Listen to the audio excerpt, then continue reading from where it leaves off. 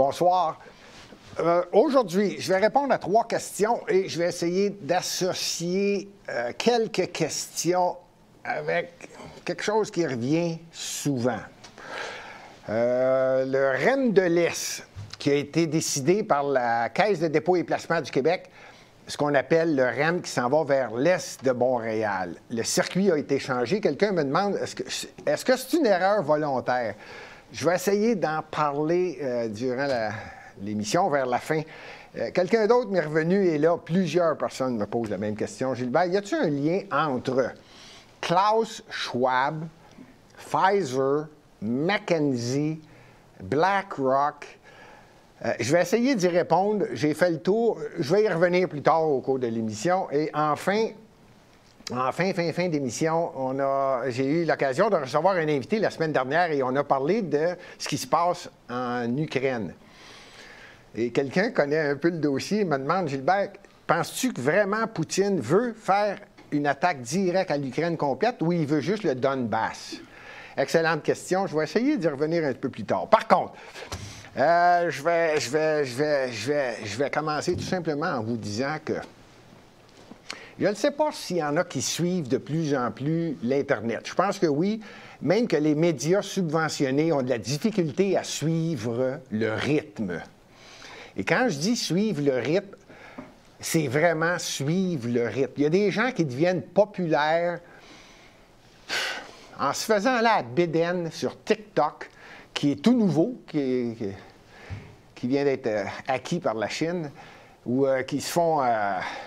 peu importe, c'est incroyable. Il y en a qui chantent, ne savent pas chanter, puis ils réussissent à attirer des millions de personnes sur YouTube ou d'autres plateformes. Il y en a un, par contre, qui, lui, est en train de faire une preuve directe que les médias traditionnels ont de la difficulté à suivre. Son nom, c'est Joe Rogan. Lui, Joe Rogan, vous le voyez à l'écran, il y a une émission. Ceux qui ne le connaissent pas, mon but n'est pas de faire en sorte que vous le suiviez religieusement. Par contre, ça serait peut-être intéressant que les gens qui parlent un peu anglais écoutent une ou deux de ses émissions. Je vais vous le résumer parce que cette question est revenue. C'est qui ce gars-là? J'ai dit, si on parle exclusivement français, il est peut-être dur à suivre. En simple, c'est un animateur qui pose des questions. Pas compliqué. Vous comprenez que le dossier qu'il travaille le plus depuis les 2 dernières années, c'est est-ce que tout ce qui se dit sur le COVID est vrai? Là, vous allez me dire, ben oui, tout le monde fait ça, c'est pas si pire. Sauf que lui, on parle pas de Radio-Canada, là, qui attire à peu près 200-300 000 personnes, ou l'émission Tout le monde en parle, 300-400 000, 500 000. Non, on parle de quelques millions de personnes qui le suivent. D'ailleurs, il était sur YouTube, il a vendu ses droits pour quelques dizaines de millions de dollars pour aller sur Spotify. Et je pense que c'est pour ça que la question était là, c'est que les gens en ont entendu parler. Un artiste américain, Neil Young. Premièrement, je vais expliquer. Spotify, vous pouvez aller écouter, acheter des disques, de la musique sur Spotify. Et c'est ça que probablement que la question était reliée. Neil Young a retiré, il dit, moi, je ne veux plus vendre mes disques sur Spotify, sur le site Spotify, parce que Joe Rogan, celui dont je parlais, c'est pas fin ce qu'il fait. Il ne croit pas les autorités et Spotify le garde. Donc, moi, je retire. Je ne veux plus vendre mes disques sur Spotify. Demandez à Joe Rogan si ça le dérange. Je vous le jure, ça ne le dérange pas. Croyez-moi sincère. Et il a été suivi par Jody Mitchell. Dernièrement, il vient d'être suivi par Barry Manilow. Puis ici au Québec, c'est Gilles Vigneault qui a retiré le droit de vente de ses chansons, sa musique sur Spotify. Pour le moment, Au début, je me disais, bon, OK, les gens sont en maudit parce que ce gars-là pose des questions. Alors, j'ai fait ce que je viens de vous dire de faire. Allez donc l'écouter un peu. Il ne fait que poser des questions et arrive avec des raisonnements qui, tôt ou tard, tenez-vous bien, tôt ou tard, les réseaux américains qu'on appelle CNN, tout ce qui est extrême gauche, à mon opinion, finissent par dire 1 an plus tard ou 2. Sauf que Joe Rogan, il le dit, et ici, il serait classé covidio édenté. Dites ce que vous... Trouvez le nom que vous voulez, là, ils auraient tout eu, les noms. Sauf qu'il est au-dessus. Il est vraiment au-dessus de la mêlée, là. Quand je dis qu'il a vendu ses droits sur YouTube, et maintenant, il est sur Spotify, des dizaines de millions. Il y en a qui parlent ça frise des 100 millions de dollars, là. Et là, la question était, c'est qui ce gars-là? Ben, moi, vous le dire, moi, jusqu'à quel point je peux vous dire, ce gars-là, il est pesant. Normalement, YouTube... D'ailleurs, tiens, YouTube a bloqué le président des États-Unis. Twitter a bloqué le président des États-Unis. Facebook, ils ont tous bloqué Trump. Trump ne rapporte pas d'argent. Trump attire des gens sur des plateformes et les plateformes doivent suivre le rythme. Sauf que c'est le président des États-Unis, il n'y a pas notre opinion, ça ne va pas dans le narratif, on le bloque. Comment se fait qu'ils n'ont pas bloqué Joe Rogan? C'est là qu'il y a la question. Comment se fait que Joe Rogan, il n'est pas bloqué à Spotify? Spotify est en train de perdre du monde. Neil Young, Gilles Vigneault, Joe DeMille, Barry Manilow, celui qui a fait les meilleurs jingles d'annonces publicitaires aux États-Unis. Comment ça se fait qu'il... Tiens, regarde, on l'enlève parce qu'il est payant. Ce gars-là, il est payant. C'est simple, hein? Il y a juste au Québec qu'on a de la difficulté à comprendre ça. Là, c'est une grosse corporation qui est en train de le démontrer. Je veux bien croire qu'il y en a 4 ou 5 qui sortirent, c'est correct. Mais lui, bloquez-le. Fermez-le, empêchez-le de circuler. C'est incroyable. Mais Spotify, je vous le dis tout de suite, ça se peut que vous en perdiez d'autres. Ici, ce qu'on a entendu au Québec, c'est que ça se peut que Patoff, la Bolduc, la Poune, Titoto et j'ai même vérifié aux États-Unis, Big Bird de Sesame Street. Ça se peut qu'ils retirent également leur chanson de Spotify parce qu'ils n'aiment pas Joe Rogan. J'aimerais faire un clin d'œil à Joe Rogan. Lâchez pas. Continuez à poser des belles questions, des bonnes questions. Et je pense que c'est la meilleure façon de conserver la démocratie. En passant, c'est le chiffre que vous aimeriez avoir, hein? On parle de centaines de millions de gens qui le suivent. Difficile à couper, hein? On est loin de la petite émission ici, TVA, Radio-Canada. C'est pour ça que lui, il est encore là. Et croyez-moi sincère, qu'il va rester là. En espérant que j'ai répondu à la question. Évidemment que celle qui revient tout le temps et qui fait partie d'une des petites questions. Je vais y répondre vite, vite, vite, parce qu'il y a beaucoup de gens qui en parlent. C'est ce qui se passe actuellement à Ottawa. Encore une fois, je l'ai regardé d'un angle différent. Moi, ça m'impressionne toujours quand le premier ministre d'un pays ou le président d'un pays prend le temps des ondes pour faire une allocution. Une journaliste du journal La Presse, je pense que c'est le 28 ou le 29 janvier, a écrit qu'il est attendu à Ottawa environ 2000 camions et 5000 manifestants. Et à la fin de son article, c'était marqué qu'à Ottawa, déjà, ça avait l'air d'un lendemain de party, parce qu'il y en a qui étaient arrivés le 28. Fait que le 29, ça a l'air d'un restant de party. Il va y avoir 2000 camions, 5000 personnes, puis ça n'ira pas plus loin. Pas tout à fait mon opinion et surtout pas ma position. Ça fait déjà presque un mois que ceux qui suivent un petit peu justement ce qu'on appelle les médias non traditionnels, indépendants, comme Lux Media, et qui suivaient ça et qui savaient ce qui s'en venait. Non seulement ça ne durera pas qu'une fin de semaine, celle qui vient de passer, à mon avis, ça va durer 7 semaines, la fin de semaine qui s'en vient, la semaine prochaine, la fin de semaine de la semaine prochaine, la semaine qui suit, la fin de semaine qui suit. Et voici pourquoi. Et là, c'est parce que je ne veux pas répéter, vous avez juste à additionner. C'est tout simplement parce que les gouvernements, qu'ils soient provinciaux ou fédéraux, ici on vise le gouvernement du Canada, ne peut pas du jour au lendemain tout cesser. Ils doivent, c'est comme rentrer la pâte à dents dans le tube, une fois que tu l'as sortie. Tu peux pas la rentrer à la même vitesse. Alors, il va falloir y aller par étapes. Par étapes. On va y réouvrir lentement. Comme par magie, il y a de moins en moins de symptômes. Comme par magie. Là, vous dites que je suis un peu pompeux. Autrement dit, la façon que je parle, et je vous le dis tout de suite, je ne suis pas un édenté, croyez-moi sincère, et je ne suis pas un complotiste ni un conspirationniste, peu importe ce que les gens peuvent dire. Je ne fais que voir ce qui se passe. Pas évident pour tout le monde de réaliser ce qui se passe. En fait, si je me fie sur les chiffres, il y a 90 de la population canadienne qui ne voit pas ce qui se passe, ce dont je doute, et 10 qui suivent, ce dont je doute. Je pense qu'il devrait y avoir un petit changement dans les chiffres, mais c'est ce que les gouvernements respectifs du Québec et du Canada annoncent. Et là, le premier ministre du Canada a fait une allocution en disant que c'est...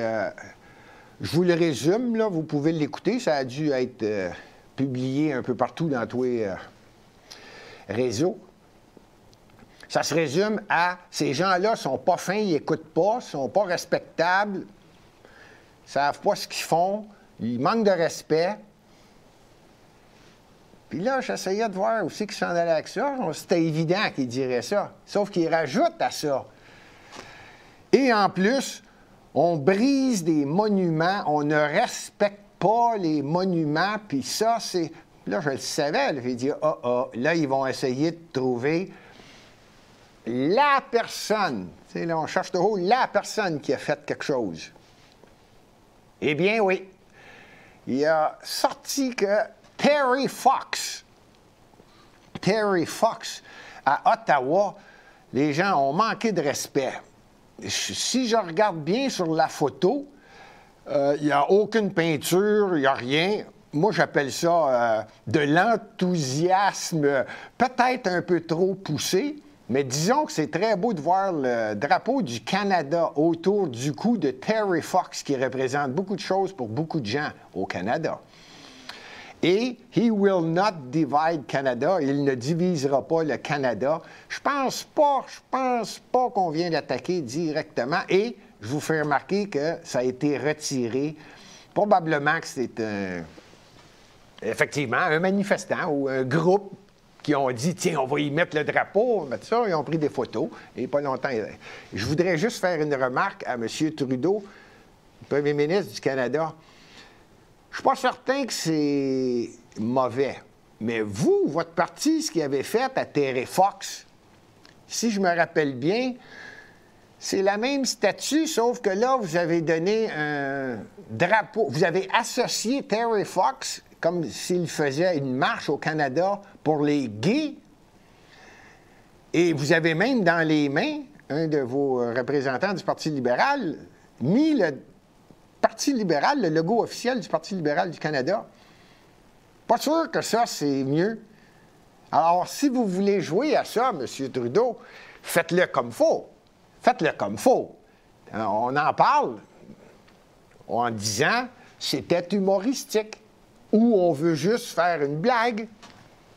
Mettons que j'aime mieux celle des manifestants qui appuient les camionneurs qu'un premier ministre qui envoie un de ses représentants mettre un drapeau gay à Terry Fox. Pas sûr.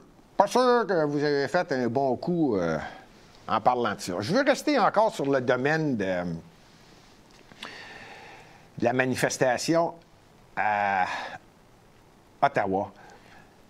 Ici, au Québec, on a de la difficulté, et quand je dis ça, je parle des médias traditionnels. Vraiment, les médias traditionnels, et ça me fascine. jusqu'à quel point on peut essayer de démontrer sa façon de penser, non seulement de démontrer, l'imposer, essayer de conserver une idée de base.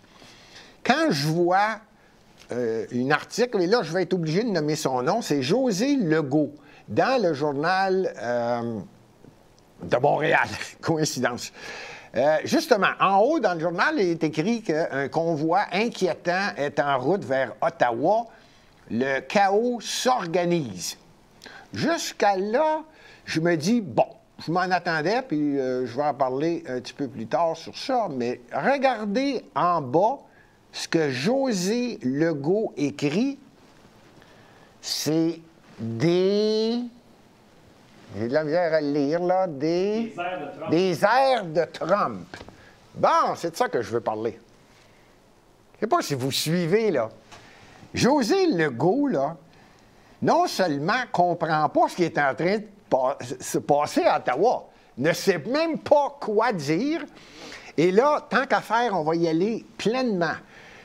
J'inclus dans ça là, plusieurs, je n'aime pas nommer des noms, mais admettons que je dirais dans le casseau, là, dans le grand casseau de Mario Dumont jusqu'à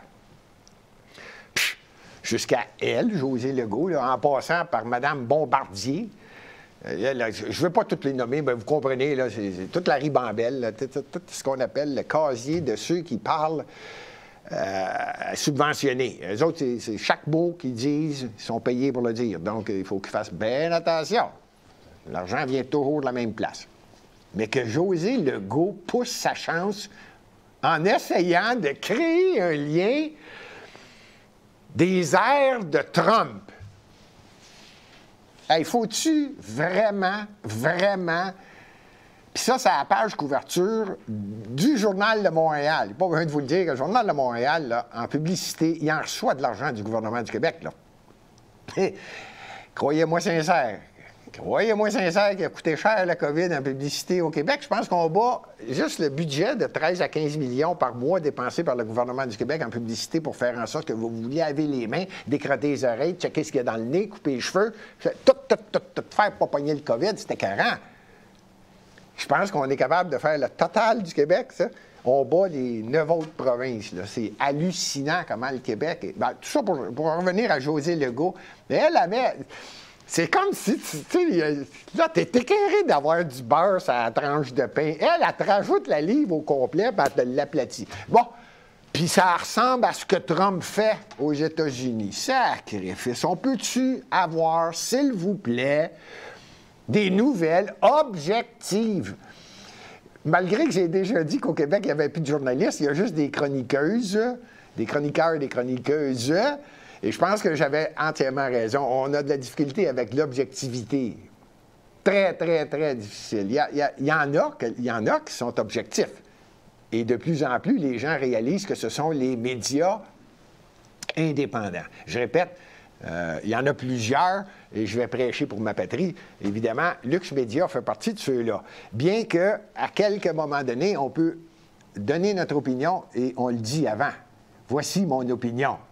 Et généralement, lorsqu'on dépose un article, on essaie d'être le plus objectif possible, et c'est ce que vous allez voir avec le prochain sujet. En passant, avant de terminer sur ce qui se passe à Ottawa, je répète, là, et croyez-moi, non seulement ça va se rendre jusqu'à la fin de semaine prochaine. D'après moi, là, les cabanes à sucre vont ouvrir, puis il va y avoir encore des choses à Ottawa reliées avec les camionneurs pour la simple et unique raison que, je répète, on ne peut pas remettre la pâte à dents dans le tuyau aussi vite qu'on l'a sorti. Donc, il va falloir qu'il y aille par étapes pour dire que ça va de mieux en mieux, les hôpitaux se libèrent. Sauf, et je vais revenir là-dessus après, je veux juste finir en disant, j'ai appris que Mme Anne-Soleil Proto est maintenant à l'hôpital. C'est ça. Elle a eu 3 doses vaccinales au cours des dernières semaines. Au cours des dernières semaines, 3 doses. Et malheureusement, elle a attrapé le COVID. Je veux lui souhaiter un prompt rétablissement. Bon, on va y arriver. L'autre question que j'ai trouvée intéressante aujourd'hui, puis que je voulais passer un petit peu plus de temps dessus, c'était quel est le lien avec Klaus Schwab, Pfizer, McKinsey, BlackRock? Vous comprenez que j'ai fait plusieurs émissions qui concernent à peu près tous ces gens-là. Et malheureusement, j'aurais pu parler un peu plus de Pfizer. Pfizer, vous le savez, c'est une des plus grandes pharmaceutiques qui produit le vaccin contre le COVID. Maintenant, avant d'aller plus loin puis de vous décrire, grosso modo, c'est quoi le lien entre les 4 ou 5 personnages ou compagnies? Je veux que vous compreniez une chose, là. On n'est pas dans la petite argent. Et souvent, on a l'impression, ah, bon, c'est bien, il est millionnaire. Je veux juste que vous compreniez, là, 1 million de dollars, si je prenais 1 million de secondes, comprenez bien, là, 1 million en secondes, là, ça fait à peu près 11 jours. 1 million de secondes, ça fait 11 jours. Fait que vous comprenez quand on dit quelqu'un, ah, il est millionnaire. Bon, OK. 1 milliard de secondes, c'est 31 ans. Je veux juste que vous compreniez ce que je vais dire, là. C'est quelque chose qu'on a de la difficulté à évaluer parce que la différence est tellement grande. Donc, j'y vais. Pfizer. Moi, Pfizer, là, quand on me parle de firme, tiens, justement, on voit un des bureaux de Pfizer qui est installé un peu partout à travers le monde. C'est énorme.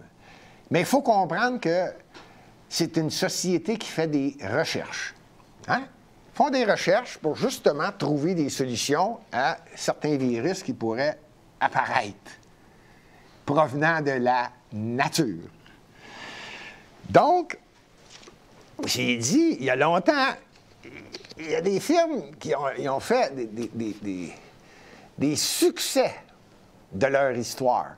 Et là, il ne faut pas exclure, là, je veux parler de Pfizer parce que c'est celle-là qui retient mon attention et c'est celle qui est en train d'y gagner le plus dans cette histoire-là au niveau monétaire. Pour en revenir aux milliards de dollars là, que j'expliquais tout à l'heure, là, on ne parle pas d'1 milliard, 2 milliards, 3 milliards, on parle de centaines de milliards de dollars. Et pourtant, cette compagnie-là, juste avant l'arrivée du COVID, qui a été déclaré quelque part en décembre, là, novembre-décembre en Chine, mais qu'ici, en Amérique du Nord et différents pays à travers le monde, ça a été déclaré quelque part au mois de mars, février-mars, et les mesures ont commencé comme par magie, tout le monde en même temps, on y va, go, à partir du mois de mars. Je veux juste parler un petit peu de Pfizer, de 1995 à 2009. 1995 à 2009. On parle de Pfizer. Eux autres, ils ont été accusés et trouvés coupables. Facile. Vous avez bien compris c'est quoi la différence entre 1 million et 1 milliard. Eux, entre 1995 et 2009, ils ont payé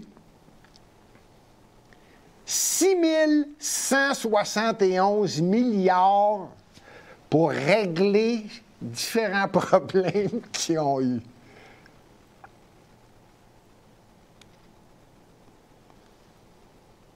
« 40 causes d'inconduite. » Je pourrais vous en faire une énumération tellement hallucinante. D'ailleurs, en lisant, j'ai découvert qu'ils ont déjà fait une étude, eux autres, en 2009. Dans leur propre bureau, ils ont créé un virus, vous avez bien compris, synthétique. Ils l'ont créé. Et ça a causé des problèmes à des employés chez Pfizer. Là, vous irez voir ce que je vous dis là. Tous tout ce que je vous dis aujourd'hui, croyez-moi, c'est facile, vous faites la recherche. Dans ce cas-ci, vous écrivez juste Pfizer. Vous allez voir. Et si vous avez de la difficulté à trouver, vous marquerez Becky McLean. Elle a eu pas mal de problèmes avec le virus synthétique créé par Pfizer. Elle s'est fait mettre dehors, elle parlait trop. Vous irez voir ça. Ceux qui connaissent un peu Pfizer vont comprendre le problème qu'il y a eu au Nigeria, les enfants qui sont morts avec leur médicament qui s'appelait Trovan. Oh, il a fallu qu'ils ont travaillé fort pour s'en sortir de celle-là. Il y en a qui me disent, ouais, Gilbert, c'est une pharmaceutique, c'est pas de sa faute. Les médecins, ils croient que la pharmaceutique met sur le marché est approuvé par, aux États-Unis, le CDC, puis ici, au Québec ou au Canada, par les structures internes de vérification du gouvernement du Canada avant d'approuver un produit médicalement. En 2012, c'est-tu drôle?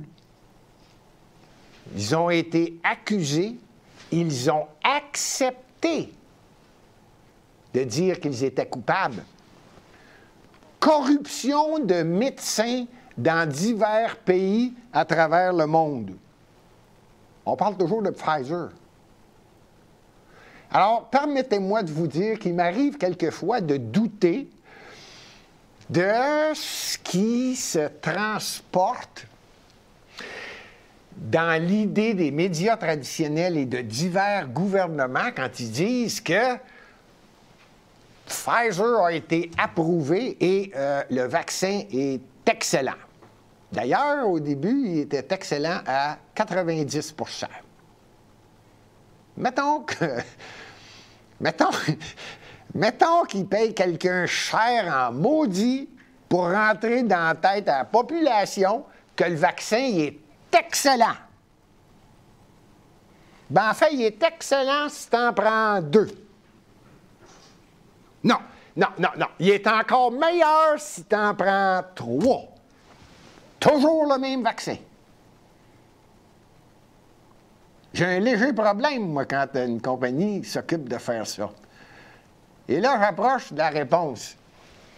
La firme qui s'occupe de faire la promotion de Pfizer s'appelle McKinsey. McKinsey, là, est dans différents pays à travers le monde. En passant,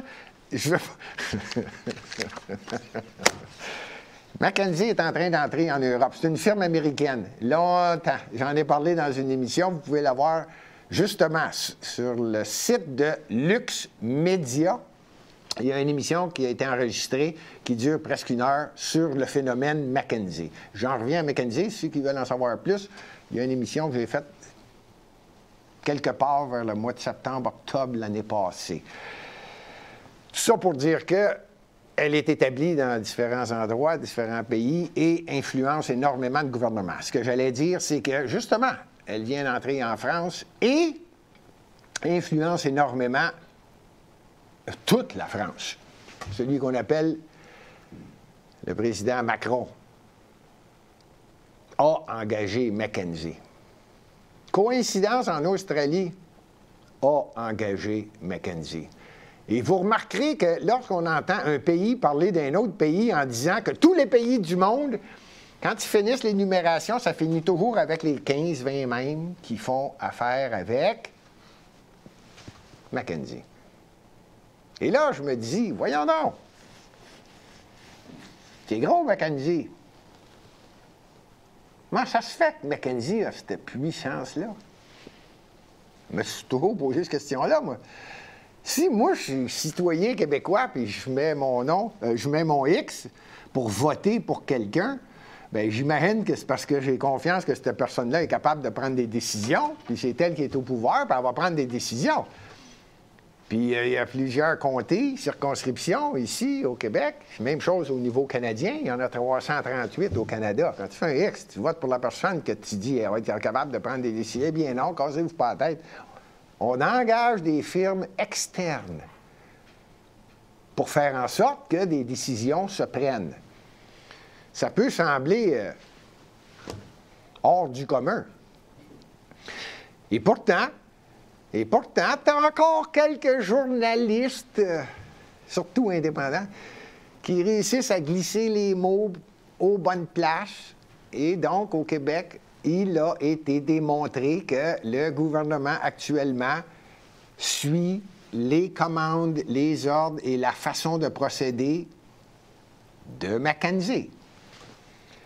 Pourquoi tout à l'heure je disais, ça se peut qu'on en sorte plus tard que ça devrait sortir. C'est tout simplement qu'on ne peut pas rentrer la part dedans. Je l'ai dit tout à l'heure, on ne peut pas rentrer aussi vite qu'on l'a sorti. Là, on l'a sorti vite. Dites-vous qu'en dedans de 2 ans, la plupart de ceux qui m'écoutent, si je me fie sur les médias, la plupart de ceux qui m'écoutent, 90 %, vous êtes en beau maudit de ce que je dis, là. Vous êtes convaincus que je suis des patates. Tout ce que j'ai dit a été publié au cours des derniers mois dans les médias traditionnels, subventionnés. Difficile de dire que j'ai pas raison. Tôt ou tard, ça finit par arriver. Qui a sorti ça au début? Joe Rogan ou des gars comme lui. J'ose pas en nommer parce qu'il y en a plusieurs de qualité au Québec qui sont capables de le faire, qui font un excellent travail en passant. Je continue avec mon ami Pfizer, la firme Pfizer. Mais qui est actionnaire de cette compagnie-là? Qui mène? Qui prend une décision? Qui est capable de régler de 1995 à 2009 pour 6 171 milliards de comptes à payer? Incroyable. Incroyable! Vous allez me dire, c'est de 1995 à 2009. C'est vrai que c'est quand même 14 ans. Ils ont le temps de faire de l'argent. Effectivement, croyez-moi sincère, juste sur le cas COVID depuis 2 ans à travers la planète, Pfizer. Et n'oubliez pas que, là, j'ai dit les causes, dites-vous qu'il y en a encore 6 en cours. D'ailleurs, c'est Pfizer, ceux qui s'en rappellent, là, je n'avais parlé d'une émission très rapidement, qui a payé 560 millions de dollars US pour les fameuses pilules, là. Les opioïdes. Ils ont réglé ça, tiens. Ils ont donné ça à différents États, puis regarde, cachez ça. Mais ouais, t'es en train de droguer les Américains. Je répète, je parle de Pfizer. Pour être certain qu'on se comprenne. Qui dirige Pfizer? Et c'est là le lien. J'en ai parlé dans d'autres émissions de BlackRock et de la firme... voyons, je cherche son nom, ça va bien mon affaire. Pfizer puis Vanguard. BlackRock et Vanguard. Qui possède Pfizer? Et voilà. Vanguard, ça, c'est des sociétés où tu places ton argent. Ça aussi, j'ai fait une émission là-dessus. Ça, c'est des sociétés où le simple citoyen donne son argent et la compagnie place son argent en bourse de façon à rapporter de l'argent. On se comprend? Bon, qui possède Pfizer? Donc, Vanguard en possède 7,74 %. SSGA Funds, c'est énorme ça aussi, 5,2 %.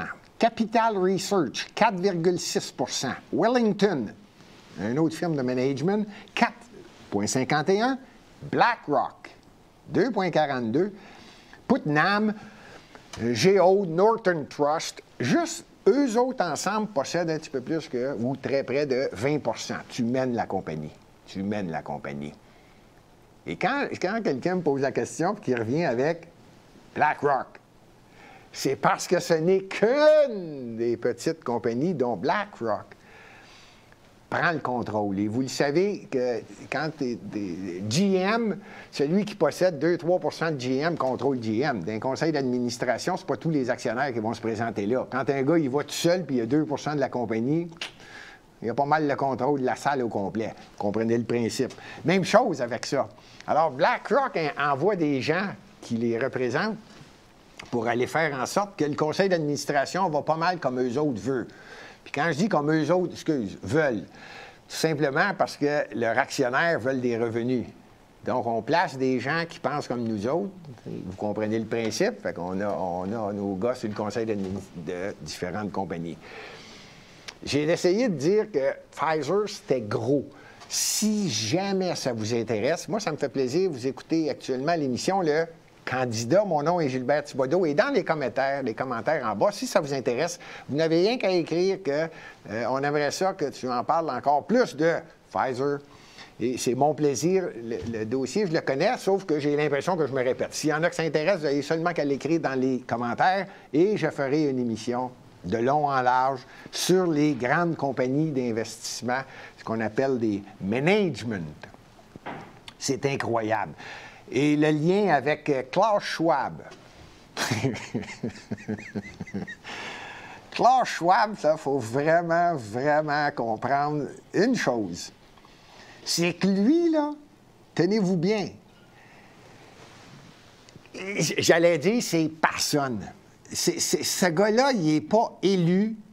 Il n'y a pas de lien. Quand je dis qu'il n'y a pas de lien avec les gouvernements, il n'est pas élu. Il ne mérite pas d'être écouté autant que ce qu'il est.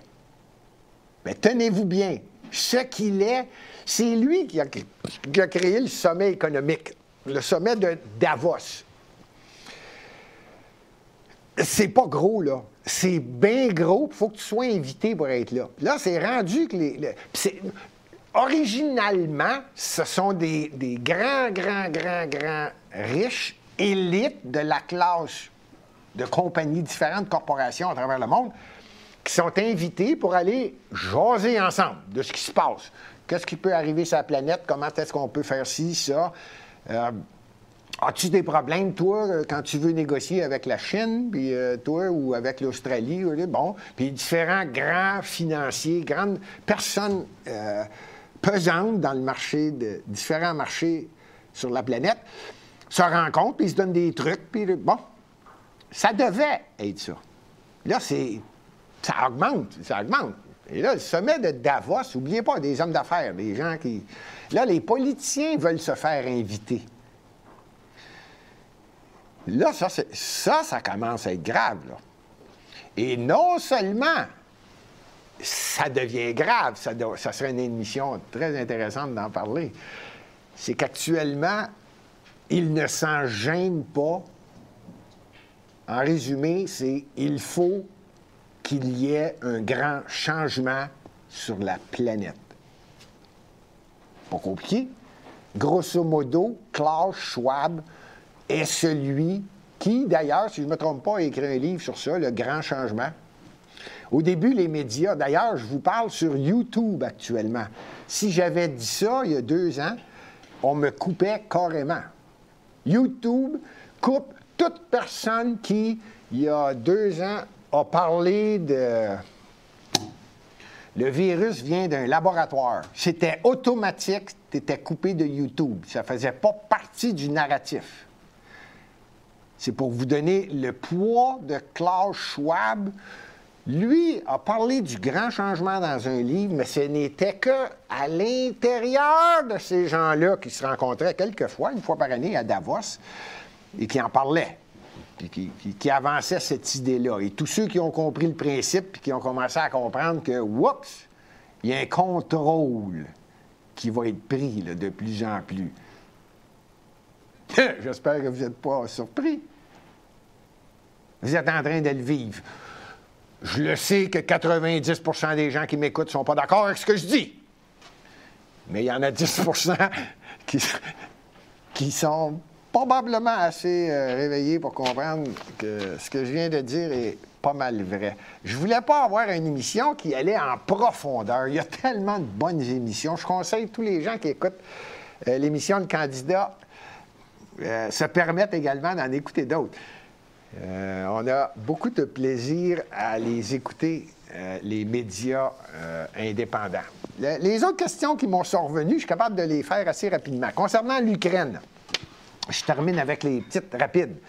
Concernant l'Ukraine, oui, le Donbass, celle-là, je vais y faire attention de la façon que je vais vous répondre. Moi, je répète, ma position sur l'Ukraine, parce que là, le Canada, là, hey, imaginez, je veux pas être insultant, là. C'est Mélanie Joly, qui est la ministre des Affaires étrangères du Canada. Bon. Fait que là, je reviens sur le Donbass en Ukraine, et chaque pays a des représentants pour aller voir ce qui se passe et expliquer à tout le monde dans son pays, aux nouvelles, les journalistes essayent de les comprendre. Moi, j'ai rien compris de ce qu'a dit Mélanie Joly en passant. Mais moi, je maintiens mon point et je m'assume et je l'assume. Je ne pense pas que Vladimir Poutine a l'intention d'envahir, d'attaquer, de créer une guerre avec l'Ukraine. Je ne le pense pas. Cet homme-là sait jouer aux échecs et veut juste passer ses points précis. J'en ai parlé, justement, la semaine passée, si je ne me trompe pas, avec Ken Pereira. Et nos positions sont pas mal comparables, ce qui est très rare d'ailleurs. Faites un X sur le calendrier. Généralement, je ne suis pas d'accord avec lui. Mais je ne pense pas que Vlad a l'intention de rentrer. Lui, ce qu'il veut, et absolument, c'est que l'OTAN ne se mêle pas de ça, que l'Ukraine ne devienne pas membre de l'OTAN. Vous comprenez le principe qu'avec l'OTAN, s'il y a quelqu'un qui touche à l'Ukraine, tous ceux qui sont dans l'OTAN sont obligés de défendre l'Ukraine. Il faut comprendre le principe, là. Donc, c'est la seule chose, et il n'a pas l'intention du tout, même que j'ai bien l'impression que le président de l'Ukraine, en place, commence à expliquer à tout le monde sur la planète Terre, « Hey, avez-vous fini, là? Vladimir Poutine n'a pas l'intention d'attaquer l'Ukraine. » Maintenant, le petit bout du Donbass, à l'est, près de la Crimée, ça pourrait peut-être faire partie des négociations. Je ne sais pas si le président américain, là, si à un moment donné, il pogne un éclair de quelque chose de solide là, entre les deux épaules, là, puis que là, il est... Oh! Ouais, c'est vrai, le Donbass, veux-tu qu'on fasse quelque chose avec ça, Vlad? Puis là, d'après moi, là, pouf, celle-là va se régler. D'ailleurs, je répète, s'il y en a qui veulent que j'en parle, ça va me faire plaisir. Vous avez juste à l'écrire dans les commentaires en bas. Puis ça va me faire plaisir de faire une émission. Peut-être que je vais inviter quelqu'un d'autre là-dessus. Moi, mon point est bien plus que la Chine est en train de viser un pays pas loin de la Chine. Parce que selon eux autres, ça appartient à la Chine. En passant, je vais faire un petit clin d'œil, vite. Hey, j'ai pas fini. Pfiou, ce sera pas long, j'achève. Il va y avoir des Olympiques. Moi, j'ai des amis, en passant, qui sont actuellement dans des avions, qui sont là, des athlètes qui vont faire partie des Olympiques d'hiver à Beijing. Je pense qu'à Beijing, c'est juste de la neige artificielle. Je pense que c'est la première fois que ça arrive. Je suis pas sûr qu'il va y avoir de la vraie neige, en tout cas. Tout ça pour faire une histoire courte, il va y avoir les Jeux olympiques très bientôt. On va pouvoir féliciter nos Canadiens, spécialement nos jeunes athlètes en ski acrobatique. Et Xi Jinping, croyez-moi sincère, après ça, lui me fait peur. Il va commencer à faire énormément de pression sur la Taïwan.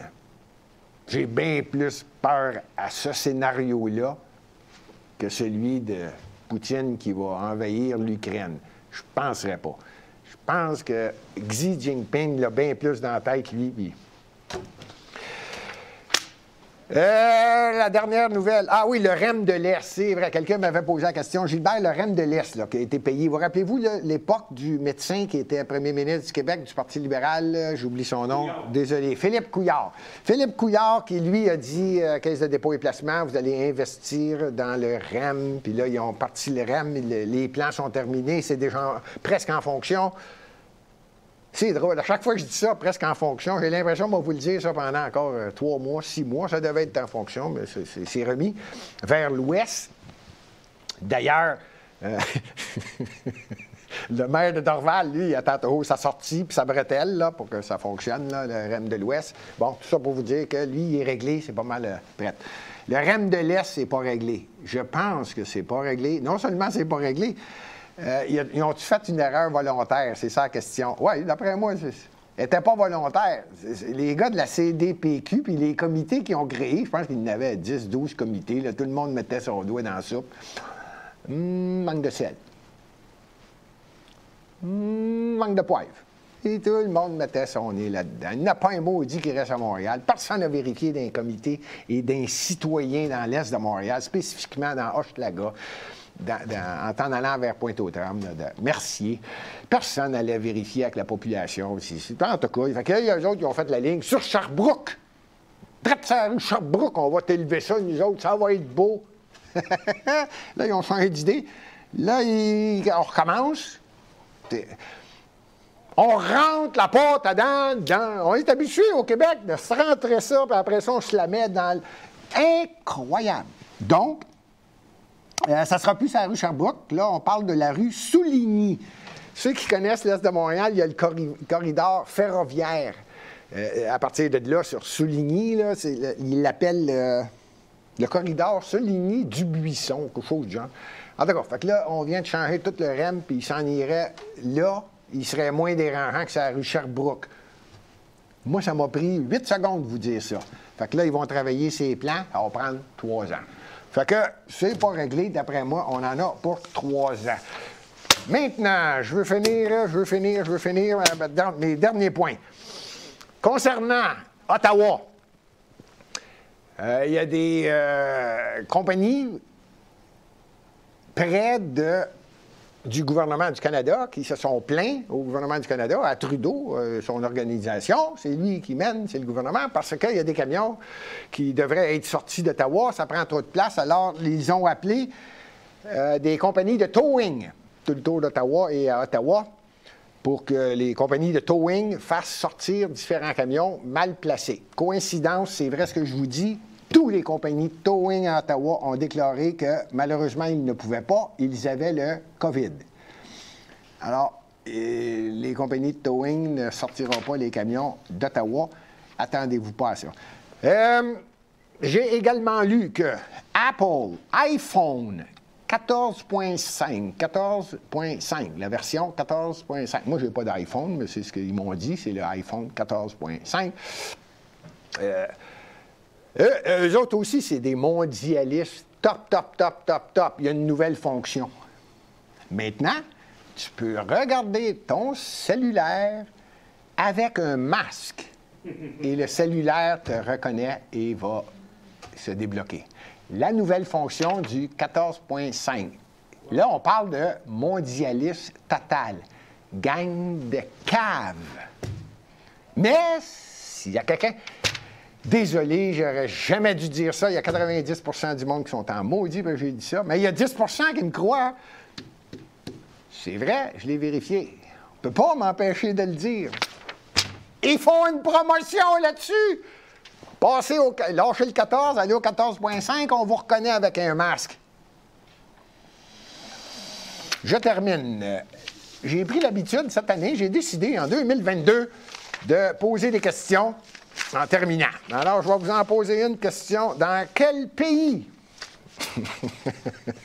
sur la planète, on reste haut sur la planète Terre, dans quel pays il y a le plus de chevaux?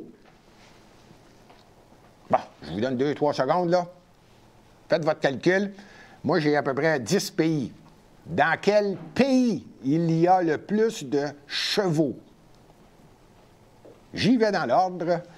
Bon. Ici, on me fait signe, je le sais. Ah! Maintenant, c'est à vous que je pose la question. Je termine l'émission là-dessus. Alors, je vous le dis tout de suite, ils n'ont pas donné le chiffre exact à un cheval près. Là. Là, je vous donne ça grosso modo. États-Unis, 10 527 000 chevaux. Mexique, 6 386 000 chevaux. Brésil, 5 900 000. Mongolie, là où il n'y a pas venu, celle-là, les chevaux. Mais c'est vrai que le Gengis Khan, je ne sais pas qui, là, lui, là, c'était à cheval, là, lui, en tout cas. 4 100 000. Chine, 3 670 000. Kazakhstan. Lui, vous rappelez-vous le Kazakhstan, là, le gars qui était président, je pense, ça. Lui, il avait dit que pour régler le problème du COVID, ça fait un petit bout de temps, ça fait 1 an et demi ou 2 de ça, il dit qu'il fallait manger de la réglisse. C'est lui, ça, c'est le monsieur du Kazakhstan. Je ne sais pas s'il y en a qui s'en rappellent, c'était au début. Ça, c'était plus pas mal complotiste, dire ça. Mais j'avais lu ça. Argentine, 2 600 000. Éthiopie, ça m'a étonné, 2 150 000. Colombie, 1 500 000. Et le Tchad, 1 300 000. Donc, les 5 pays où il y a le plus de chevaux, États-Unis, Mexique, Brésil, Mongolie, Chine. Ça m'a fait plaisir. La semaine prochaine, on va sûrement parler de Montréal. Évidemment, on va probablement toucher plus en profondeur le fameux REM de l'Est. Il me reste 2 téléphones, quelques vérifications à faire pour être certain que c'est bien souligné dans le carrefour, dans le couloir des rails de chemin de fer. Moi, je suis un grand défenseur du métro vert. On a déjà le métro qui s'en va vers l'Est. Ça ne vous tente pas de continuer le trou puis vous rendre jusque dans l'Est au lieu de sortir une nouvelle structure qui coûte des milliards en passant. Devait coûter 6, c'est déjà rendu 9, ça va coûter 12. Puis quand ça va peut-être commencer à être pensé, d'être fini, ça va peut-être être 15. La semaine prochaine, c'est ça, on va parler de Montréal, surtout du budget, probablement. Et on travaille sur un invité très, très, très, très spécial la semaine prochaine. Ça se peut qu'il soit là. Merci. Salut. Pouf.